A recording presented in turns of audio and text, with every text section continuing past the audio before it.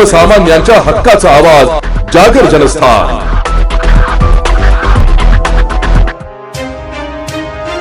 धुळे तालुक्यातील फांगणे गावाजवळ मदत मागण्याच्या बहाण्याने एका तरुणाला निर्जन स्थळी नेऊन लुटल्याचा धक्कादायक प्रकार उघडकीस आलाय।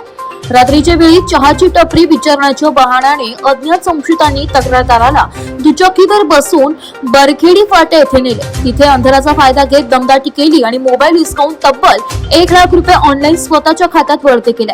या गंभीर प्रकरणाचा तपास करत धुळे तालुका पोलिसांनी तांत्रिक आणि गोपनीय माहितीच्या आधारे जळगाव जिल्ह्यातील चोपडा आणि धुळे शहरातून 2 संशयित आरोपींना बेड्या ठोकल्या।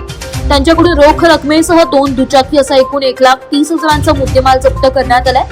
विशेष म्हणजे अटक केलेल्या एका संशयितावर यापूर्वीच तब्बल 10 गंभीर गुन्हे दाखल आहेत। यातील तिसरा फरार साक्षीदाराचा पोलीस सध्या शोध घेत आहेत। नमस्कार, मी PI धनंजय पाटील, धुळे तालुका पोलीस स्टेशन। काल दिनांक 5/5/26 रोजी धुळे तालुका पोलीस स्टेशन येथे एक जबरी चोरीचा गुन्हा दाखल झालेला आहे। यातील फिर्यादी हा पुणे येथे नोकरीला होता, सुट्टीनिमित्त गावाला आला होता। त्याला 2 मोटरसायकलवर आलेल्या तरुणांनी चहाचं दुकान कुठे आहे गावात असं विचारलं आणि आमच्यासोबत चल दुकान दाखवायला म्हणून मोटरसायकलवर बसवून त्याला पारोळा चौफुली त्याच्यानंतर वरखेडी चौफुली इथपर्यंत त्याला घेऊन गेले। तिथे त्याला धमकावून त्याच्या मोबाईलवरून फोनपेद्वारे 1 लाख रुपये ट्रान्सफर समोरच्या व्यक्तीला केले।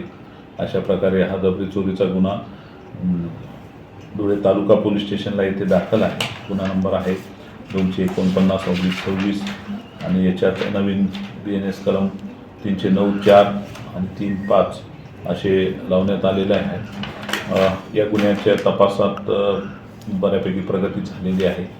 काही संशयितांची चौकशी चालू आहे आणि लवकरच हा गुन्हा निष्पन्न होईल। जागर जनस्थानसाठी प्रतिनिधी रूपक बिरारी धुळे।